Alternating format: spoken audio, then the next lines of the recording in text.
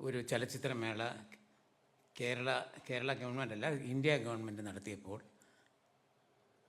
അതിനിപ്പോൾ 45-50 കൊല്ലമായി തുടങ്ങിയിട്ട് അതിലെ ഒരു പ്രധാന ഇനമാണ് ഇന്ത്യൻ പനോരമ. ഇന്ത്യൻ പനോരമ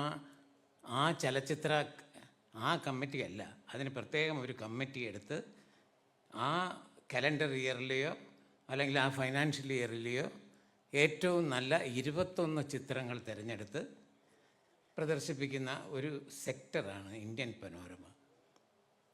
അത് ഇന്നും തുടർന്ന് വരുന്നു. അങ്ങനെ ഒരു മലയാളം പനോരമ ഉണ്ടായിരുന്നെങ്കിൽ നല്ലത് എന്നെനിക്ക് തോന്നിയിട്ടുണ്ട്.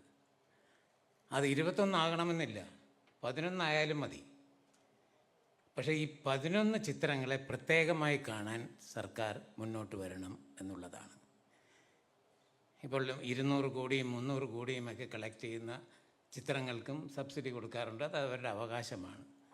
എന്നാൽ ഈ 11 ചിത്രങ്ങൾക്ക് ഒരു 5 ഇരട്ടി സബ്സിഡി കൊടുത്താൽ അത് നല്ലതായിരിക്കും എന്നെനിക്ക് തോന്നുന്നു. അതുപോലെ തന്നെ ഇന്നലെ മുഖ്യമന്ത്രി കുറേ പേരുകൾ പറഞ്ഞു. B24 to B36, Nila, Nishiddho, അങ്ങനെ അരിക് തുടങ്ങിയ കുറേ നല്ല സിനിമകളുടെ പേര് അദ്ദേഹം പറഞ്ഞു. പക്ഷേ ഇത് എത്ര പേര് കണ്ടിട്ടുണ്ട് എന്നിട്ടുള്ളതാണ് നമുക്ക് ചോദ്യം. കാണാൻ ആഗ്രഹമുള്ളവരുണ്ട്, പക്ഷേ അവസരമില്ല. ഒരു കോൺസെപ്റ്റ് ഓഫ് വീക്കെൻഡ് സിനിമ എന്നത് പ്രാബല്യത്തിൽ വരുത്താൻ സാധിക്കുമോ എന്ന് ഈ കോൺക്ലേവ് ചർച്ച ചെയ്യണം എന്നെനിക്ക് തോന്നുന്നു. കോൺക്ലേവിൽ ഞാൻ ഇത് പറയാൻ, വീക്കെൻഡ് സിനിമ എന്ന് പറയുന്നത് വെള്ളി, ശനി, ഞായർ മോർണിംഗ് ഷോസ് മാത്രം. ഒരു സിനിമയ്ക്ക് 2 വീക്കെൻഡ് അല്ലെങ്കിൽ 3 വീക്കെൻഡ് കൊടുത്തു കഴിഞ്ഞാൽ, 2 വീക്കെൻഡ് കൊടുത്താൽ 6 മോർണിംഗ് ഷോസ്, 3 വീക്കെൻഡ് കൊടുത്താൽ 9 വീക്കെൻഡ് സിനിമ എന്ന കോൺസെപ്റ്റ് കൊണ്ടുവരാനായിട്ട് സാധിക്കുമോ എന്നതാണ് നമ്മൾ ചർച്ച ചെയ്യേണ്ടത്. ഈ ദിവസങ്ങളിൽ ഫിലിം സൊസൈറ്റികളും സോഷ്യൽ മീഡിയയും മറ്റ് ഏജൻസീസും ഇതിന് വേണ്ടുന്ന പബ്ലിസിറ്റി കൊടുക്കും. വീടും ആധാരവും എല്ലാം പണയപ്പെട്ടിട്ടാണ് പലരും സിനിമ എടുക്കുന്നത്. പിന്നെ ഒരു പ്രോപ്പർ റിലീസ് എന്നത് ഇത്തരം ചിത്രങ്ങൾക്ക് പറ്റില്ല. ഫെമിനിറ്റി, ഫാത്തിമ, വിക്ടോറിയ, ഇതൊക്കെ പലർക്കും കാണണമെന്നുണ്ട്, പക്ഷേ theatrical release it is not possible. അതിന് ഈ വീക്കെൻഡ് സിനിമ എന്ന കോൺസെപ്റ്റ് കൊണ്ടുവന്നാൽ, അത് ചലച്ചിത്ര അക്കാദമിയുടെ ചലച്ചിത്ര വികസന കോർപ്പറേഷൻ്റെ കീഴിലുള്ള തിയേറ്റേഴ്സും പ്രൈവറ്റ് എക്സിബിറ്റേഴ്സ് ഇതുമായിട്ട് കമ്പൈൻ ചെയ്ത് നമുക്കത് ചെയ്യാവുന്നതാണ്. വളരെ ഈസി ആയിട്ട് ഇത് ചെയ്യാവുന്നതാണ്. ഇത് പണത്തേക്കാൾ കൂടുതൽ ഈ സംവിധായകർ അല്ലെങ്കിൽ പ്രൊഡ്യൂസേഴ്സ് ആഗ്രഹിക്കുന്നത് കൂടുതൽ ആൾക്കാർ കാണുക എന്നതാണ്. അതിന് ഇത് ഉപകരിക്കും എന്നെനിക്ക് തോന്നുന്നു. പിന്നീട് ഏതൊരു ഫിലിം അവാർഡ് കിട്ടിക്കഴിഞ്ഞാൽ, ഫെമിനിറ്റി ഫാത്തിമ ഫോർ എക്സാമ്പിൾ, അത് തിയേറ്ററിൽ പ്രദർശിപ്പിക്കുമ്പോൾ ടാക്സ് എക്സംഷൻ കൊടുക്കാറുണ്ട്. ആ ആനുകൂല്യം കിട്ടുന്നത് ടിക്കറ്റ് എടുക്കുന്ന കാണികൾക്കാണ്. അത് എൻ്റെ അഭിപ്രായത്തിൽ എനിക്ക് തോന്നുന്നത് ടാക്സ് കളക്ട് ചെയ്ത് അതിൻ്റെ പ്രൊഡ്യൂസർക്ക് കൊടുക്കുകയാണ് വേണ്ടത് എന്നെനിക്ക് തോന്നുന്നു.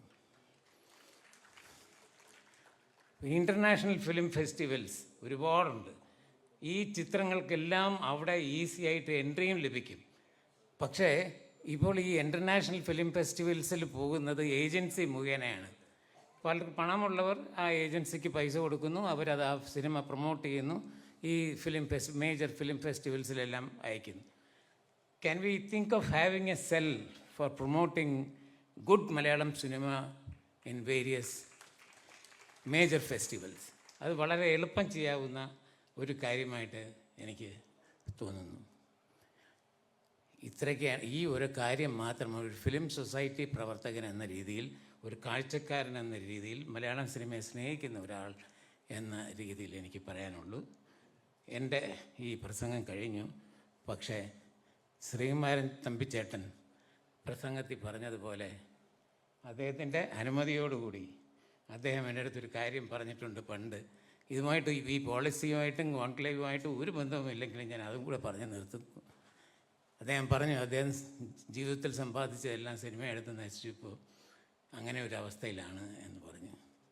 അപ്പോൾ അപ്പോൾ അത് ഒരിക്കൽ എൻ്റെ അടുത്ത് അദ്ദേഹം പറഞ്ഞു, ഈ സന്ധ്യയ്ക്കെന്തിന് സിന്ദൂരം, കാട്ടാറിനെന്തിന് പാദസരം, ആ വരികൾ അവസാനിക്കുന്നത് എൻ്റെ കൺമണിക്കെന്തിന് ആഭരണം എന്ന് ഭാര്യയോട് ചൊല്ലിക്കൊടുത്ത ഒരു കവിതയാണത് എന്ന് പറഞ്ഞു.